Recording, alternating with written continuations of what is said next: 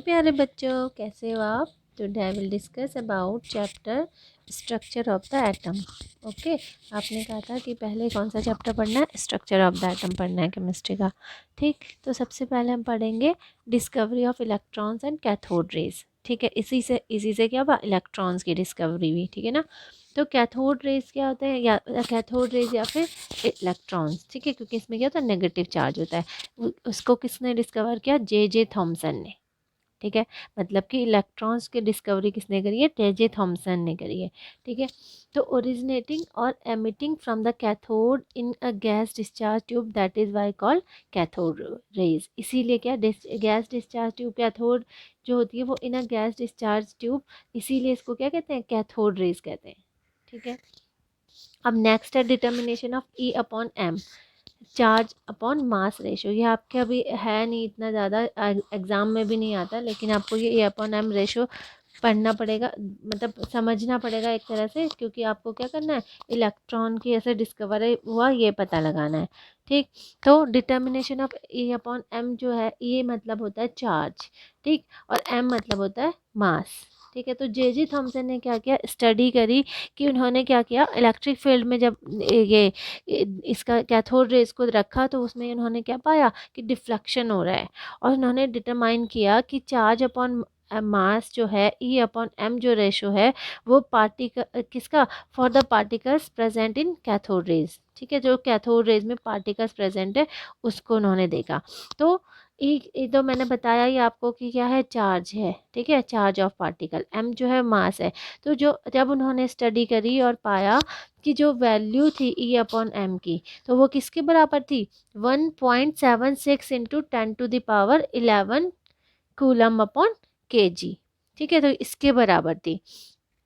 उसके बाद हम पढ़ेंगे electrons are fundamental particles of an atom. Electron जो होती है फंडामेंटल पार्टिकल्स होता है एटम का। तो इसके लिए ना एक क्या है, एक साइंटिस्ट आए माइकल फैराडे। माइकल फैराडे ने क्या देखा, एक्सपेरिमेंट किया, तो उन्होंने पाया कि जो पॉजिटिव आयंस हैं वो किधर की तरफ मूव कर रहे थे, नेगेटिव की तरफ, नेगेटिव इलेक्ट्रोड की तरफ। नेगेटिव इलेक्ट्रोड का मतलब होता है कैथोड। ठीक है, और वेरएज नेगेटिव जो आयंस थे वो मूव कर रहे थे पॉजिटिव इलेक्ट्रोड की ओर। पॉजिटिव इलेक्ट्रोड कौन सा होता है, एनोड होता है। ठीक है, ये हम छोटी क्लासेस से भी पढ़ते हुए आ रहे हैं, इलेक्ट्रोलाइसिस ऑफ NaCl। जो Na पॉजिटिव है, आयन है, वो किधर की तरफ मूव करता है, किधर की तरफ जाता है, कैथोड की तरफ जाता है, क्योंकि कैथोड क्या होता है, नेगेटिव चार्ज होता है। इसी तरीके से जो Cl नेगेटिव है वो किधर की तरफ मूव करता है, वो क्या, मूव टूवर्ड द एनोड, है ना। एनोड क्योंकि क्या होता है, पॉजिटिव चार्ज होता है। ये तो आपको पता ही है कि पॉजिटिव और नेगेटिव हमेशा क्या होते हैं, अट्रैक्ट होते हैं। ठीक है, तो the a upon m ratio of particles of cathode was found to be 1836 times.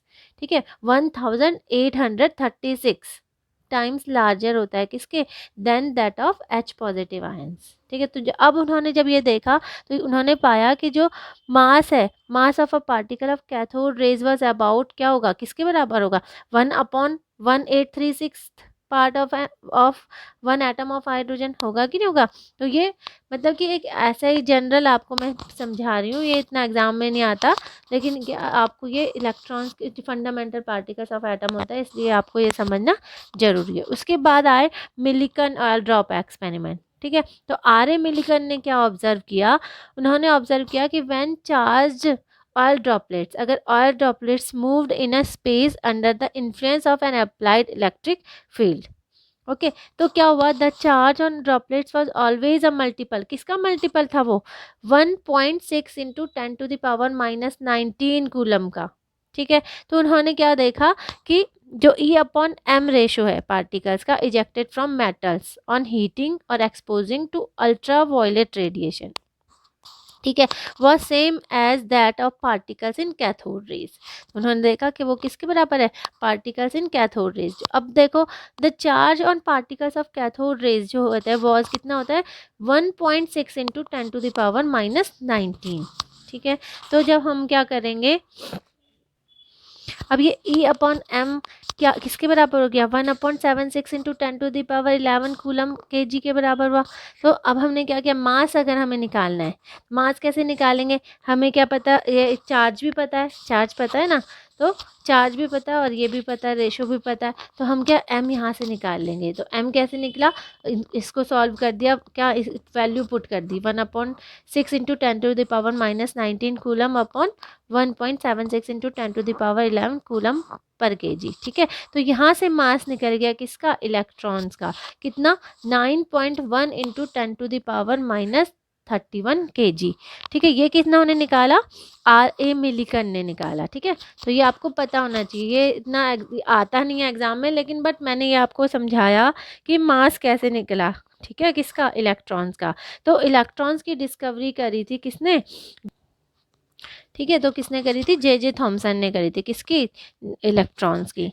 तो fundamental particles of an atom, तो उन्होंने अब क्यों हुआ, it was observe that e upon m particles did not change, कभी भी चेंज नहीं होता है, अगर क्या करोगे उसका material of electrode was change, electrodes को भी चेंज कर दोगे तब भी e upon m ratio change नहीं होगा। ठीक है, और when different gases were introduced in the discharge tube, तब भी क्या होगा, e upon m ratio change नहीं होगा। इससे क्या पता लगता है, इससे पता लगता है कि पार्टिकल्स जो है क्या हो रहा है, the particles present in cathode raise were present in all atoms, मतलब कि सभी एटम्स में प्रेजेंट है ये।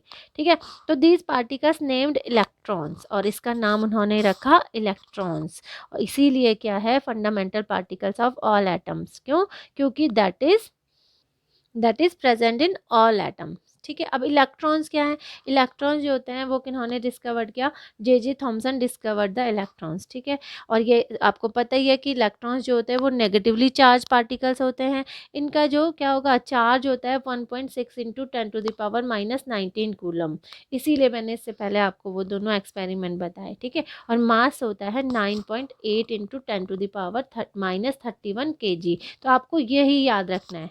ठीक है, अब नेक्स्ट जो है कैनाल रेज और पॉजिटिव रेज और एनोड रेज। ठीक है, तो इसकी डिस्कवरी मतलब कि प्रोटॉन्स की डिस्कवरी कैसे हुई। ठीक है, तो प्रोटॉन्स की डिस्कवरी कैसे हुई, जब न्यू रेज क्या हुई, डिस्कवर्ड हुई, किसने डिस्कवर करी, गोल्डस्टेन ने। ठीक है, और कब करी, 1886 में। और उन्होंने क्या किया, पासिंग थ्रू होल्स और कैनाल्स और कैथोड एंड मूव, तो उन्होंने देखा कि moving towards cathode in a gas discharge. ठीक है ना, क्योंकि कैथोड तो अभी आपने पढ़ा कि वो क्या है, नेगेटिव चार्ज है। ठीक है ना, तो अब जब इसकी तरफ आ रहे हैं, मूव कर रहे हैं, तो इसका मतलब जो कैनाल रेज भी वो पॉजिटिव चार्ज होगी, होगी कि नहीं होगी, हमेशा नेगेटिव और पॉजिटिव क्या होंगे, अट्रैक्ट होंगे। ठीक, तो in a gas discharge tube, that is why these rays are called canal rays, इसीलिए इनको क्या कहते हैं, कैनाल रेज कहते हैं, या फिर एनोड रेज कहते हैं। एनोड रेज मतलब एनोड है, आपने कैथोड एनोड तो आपने पढ़ा ही है कि एनोड है, तो इसका मतलब क्या है, पॉजिटिव है चार्ज। ठीक है, अब प्रोटॉन्स की डिस्कवरी कैसे हुई, प्रोटॉन्स क्या है, प्रोटॉन्स की डिस्कवरी करी गोल्डस्टेन ने। ठीक है, तो ये आपको पता ही है कि पॉजिटिवली चार्ज होता है। ठीक है, और इसका चार्ज कितना होता है, 1.602 इंटू 10⁻⁻19 कूलम। ठीक है ना, इसी इलेक्ट्रॉन्स का चार्ज कितना था, 1.6 इंटू 10⁻⁻19, दोनों का बराबर ही है ना, अप्रॉक्स में। तो mass nearly equal to that of hydrogen atom. ठीक है, हाइड्रोजन एटम से क्यों इसकी वो कर रहे हैं हम कंपेयर, क्योंकि क्या है वो, पॉजिटिव चार्ज है ना, हाइड्रोजन में कौन सा चार्ज होता है, पॉजिटिव चार्ज होता है। ठीक है, atoms as a whole is neutral, अब क्या, ये तो तुम्हें पता ही है कि न्यूट्रल होता है, क्यों, क्योंकि पॉजिटिव और नेगेटिव क्या होंगे, न्यूट्रल हो जाएंगे, होंगे कि नहीं।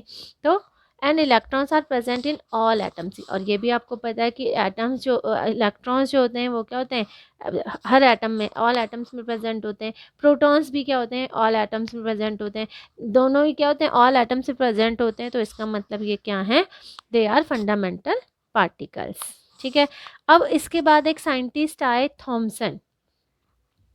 ठीक है, तो Thomson models of an atom, Thomson ने क्या किया, अपने मॉडल को कंपेयर किया क्रिसमस पुडिंग या फिर वाटरमेलन से।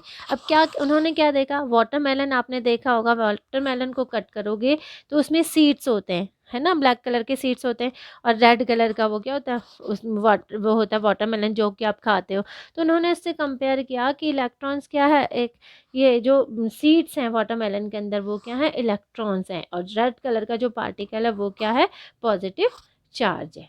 ठीक है, इसी तरह से क्रिसमस पुडिंग में उन्होंने जो ड्राई फ्रूट्स डले होते हैं उनको उन्होंने क्या किया कि वो इलेक्ट्रॉन्स हैं, बाकी जो है पोर्शन वो क्या है, पॉजिटिव चार्ज है। इस तरह से उन्होंने कंपेयर किया, लेकिन उसके पोस्टुलेट्स फिर उन्होंने दिए।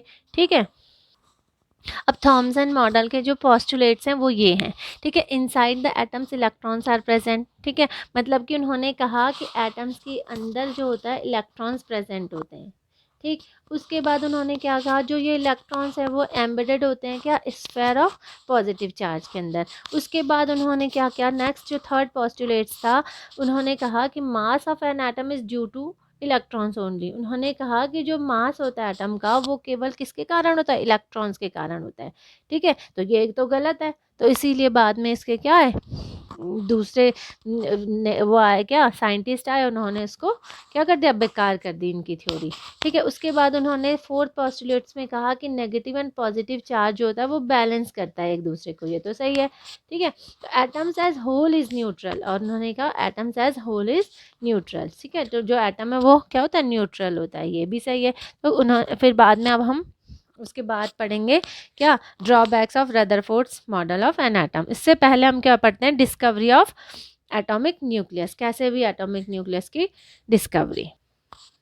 अब रदरफोर्ड आए, रदरफोर्ड ने क्या किया कि bombarded thin sheets of gold foil with alpha rays. ठीक है, उन्होंने गोल्ड फॉयल की थिन शीट, उन्होंने गोल्ड फॉयल ली क्योंकि वो क्या होती, सबसे ज़्यादा थिन हो सकती है शीट। ठीक है, उन्होंने क्या, किसकी बॉम्बार्डेड करा, अल्फा रेज का। तो उन्होंने क्या पाया कि जो कुछ रेज थी वो क्या हो रही थी, undeviated which shows most parts of atom is hollow, ये सीधे यूँ चली गई।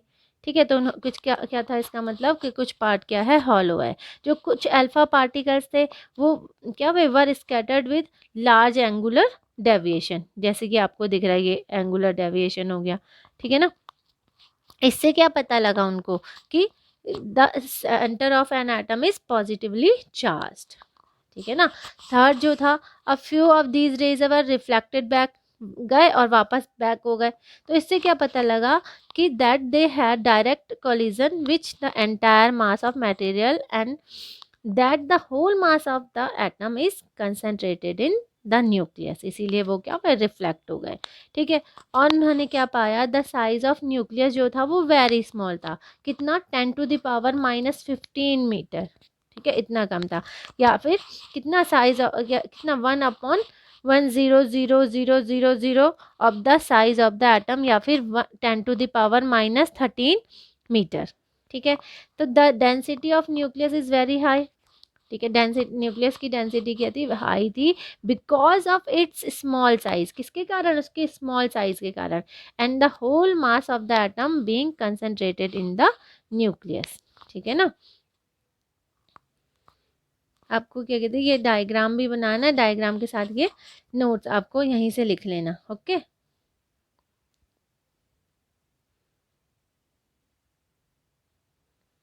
बच्चों अगर आपको कोई चैप्टर डिफ़िकल्ट लग रहा है तो वो आप कमेंट करके मुझे बता सकते हो, तो नेक्स्ट वीडियो में उसी चैप्टर को एक्सप्लेन कर लूँगी। ठीक है, समझ में आया? Yes ma'am. मज़ा आया? Yes ma'am. मज़ा आएगा तो बच्चा अच्छे मार्क्स लाएगा। ओके, मज़ा आएगा तो बच्चा अच्छे मार्क्स लाएगा। Very good. तो बेटा आपको अगर वीडियो अच्छी लगी तो लाइक करना, सब्सक्राइब करना और शेयर भी कर सकते हो। Okay, bye bye students.